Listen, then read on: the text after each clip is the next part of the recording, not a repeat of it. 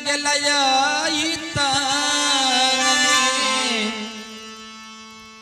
कवन सखी मार दिहरी तोला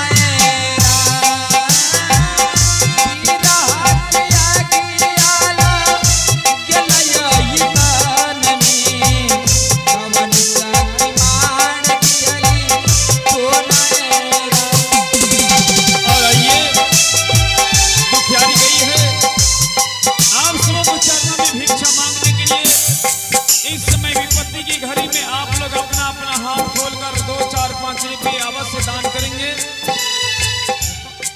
इसलिए दान देने से दानी को धन नहीं घटता है, बल्कि उपकार ही उपकार होता है। 2-4 रुपये अपने अपने हाथों से दान करेंगे और पुण्य के भागी बनेंगे। जय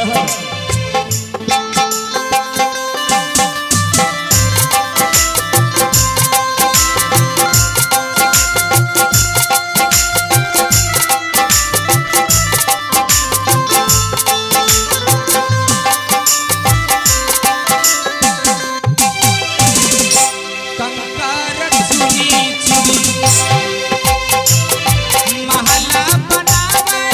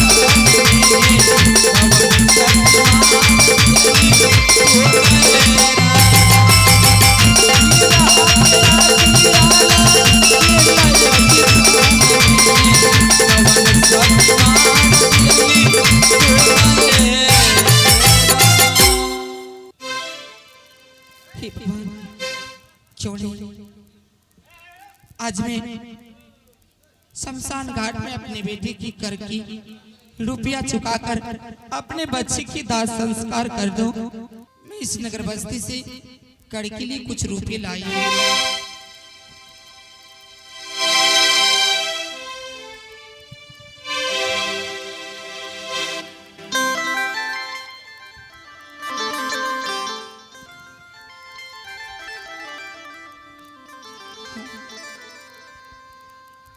ये मैं क्या देख रहा हूँ? अरे दीपाली, तुम इतना करके लिए तुम नगर बस्ती में भिक्षा मांगने के लिए गई और मैं देख रहा हूँ तुम्हारे गले में ये मंगलसूत्र है। तुम तो इसे भी भजाकर मुझे कर चुका सकती थी। आप कौन होते हैं मेरे मंगलसूत्र की मूल लगाने वाले? यह मंगलसूत्र एक रघुकुल खानदान के, यह मंगलसूत्र एक राजा महाराजा के घरेने की है। आप कौन होते हैं मेरे मंगलसूत्र की मूल लगाने वाले? ये तुम क्या कह रही हो? हाँ।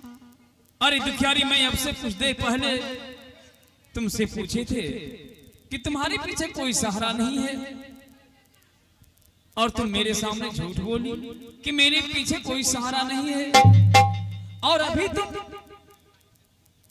रघुकुल की बातें कर रही हो। किस पति की बातें कर रही हो? किस पति की दिया हुआ निशानी ये है? साफ साफ शब्दों में क्यों ना बता देना?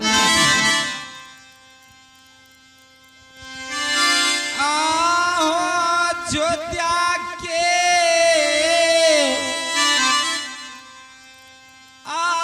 आसी हो पासी तारा माती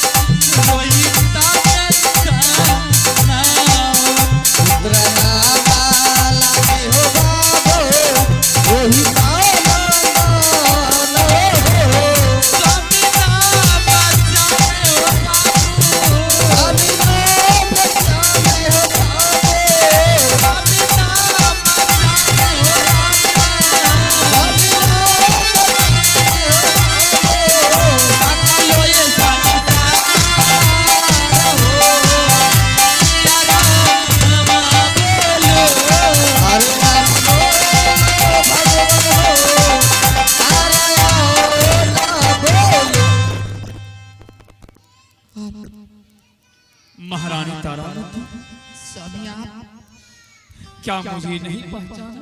स्वामी स्वामी मैं आपको नहीं पहचान सकी स्वामी।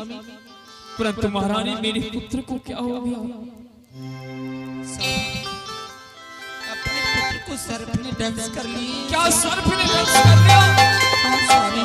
नहीं, मेरा पुत्र नहीं।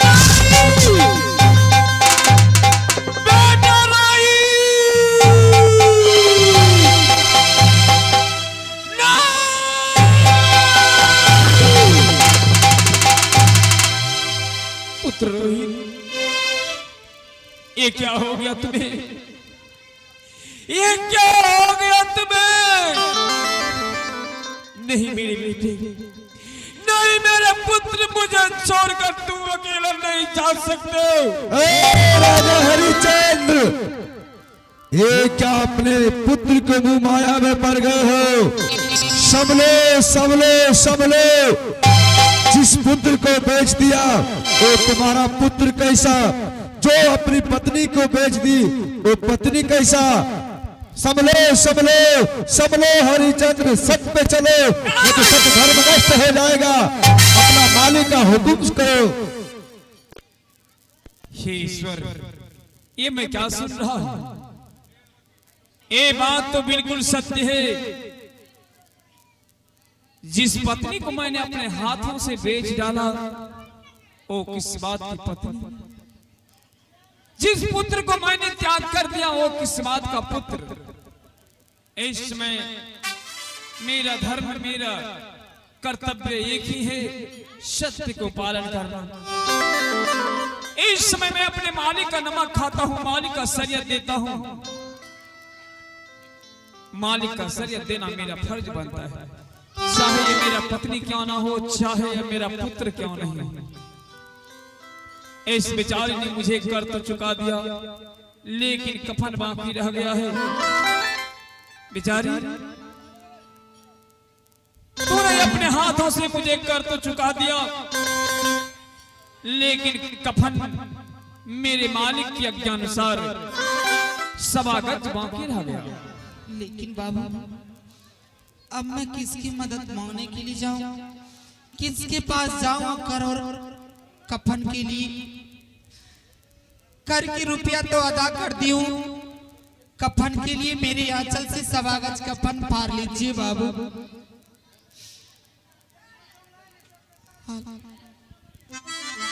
हे विधाता, ये मैं क्या सुन रहा हूं? आज मैं अपने मालिक की आज्ञा अनुसार अपने सत्य और धर्म बचाने के लिए इस बेचारे की आंचल को फाड़ कर मुझे सवा गज कफन लेना पड़ रहा। आज मैं अपने नेत्र को बंद करके इस बेचारी को सवा गज कफन, मैंने अपने कर्तव्य को पालन करूंगा। लाओ बेचारी,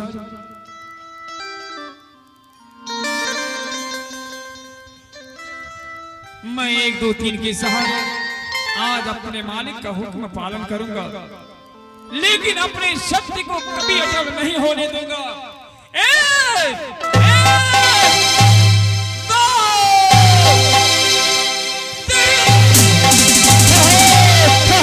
ठहरो हरिचंद्र, ठहरो और अपनी तारामती को आंचल छोड़ दो। आप कौन होते हैं बीच में तारामती को आंचल छोड़ने वाला? मैं गुरु विश्वामित्र बोल रहा हूँ। क्या गुरुदेव और कुछ बाकी रह गया है मेरे पास? बाकी तो कुछ नहीं रहा है। अगर बाकी रह गया है तो इसी समय वक्त है, आप मुझसे मांग सकते हैं, मैं अपना प्राण भी देकर पूरा करेंगे गुरुदेव। देखो राजन, मैं सिर्फ यही कहने के लिए हूँ, तारामती को आंचल छोड़ दो। परंतु इस वक्त मैं अपने मालिक का हुक्म पालन कर रहा हूँ गुरुदेव। मेरे मालिक का यज्ञ है, जब तक कर कफन नहीं चुकाएगी तो मुर्दे को संस्कार नहीं करने देना। इसलिए इस दुखियारी ने मुझे कर तो दे दिया, लेकिन कफन बाकी रह गया है। जब तक इन्हें कफन नहीं लूंगा तो मैं मुर्दे को संस्कार कदापि नहीं करने दूंगा, और मैं इस आंचल को कदापि नहीं छोड़ सकता हूँ। रुक जा हरिया। आप कौन होते हैं बीच में रोकने वाला? मैं तुम्हारा मालिक। मेरा मालिक? हाँ हरिदास। आज्ञा हो मालिक। हरिचंद्र, अगर तुम्हें आज ये आंचल फाड़ देता तो सदा के लिए रिश्ता टूट जाता पति पत्नी का। इसलिए तुम सत्य पर अटल हो, तुम्हारी जीत है। हम 33 करोड़ देवताओं का हार हुआ। इसमें ठीक लगेगा? मेरा जीत कैसे हो सकता है मालिक? हेलो, जिस माता और पिता के सामने पुत्र मारा पड़ा हो, उसका जीत कैसे हो सकता है? राजन, ये जो तुम्हारे पुत्र नीचे लेटा हुआ है, ये भी कुआं में है। मैं इसे अभी जीवित करता हूं। हरिओम हरिओम कृष्णनारायण, हरिओम कृष्णनारायण, हरिओम कृष्णनारायण।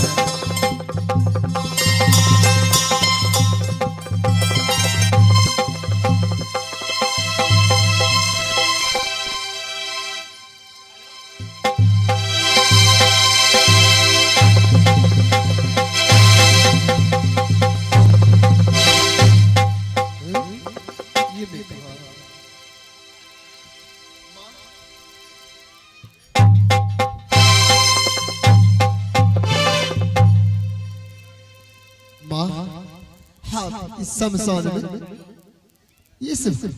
ये कौन है माँ? बेटा, इस शमशान घाट में तुम्हें लेकर आई थी और यह तुम्हारे पिताश्री। पिताजी? जाओ अपने पिता से मिलो। परंतु इस हाल में? हाँ पुत्र रोहित। पिताजी, पिताजी। संसार में जो भी होता है पुत्र, सब ठीक ठाक होता है, समय के अनुसार सब ठीक होता है। जाओ गुरु को चरणों में प्रणाम करो। प्रणाम कल्याण हो। राजन, ये जो तुम्हारा परीक्षा ले रहा था, सारा देवता मिलकर परीक्षा ले रहा था, लेकिन इस परीक्षा में तुम जीत गया और सारे देवता हार गया। लेकिन गुरुदेव, लेकिन क्या? मैं आपसे अंतिम में कुछ कहने के लिए चाहता हूँ। क्या कहने के लिए चाहते हो?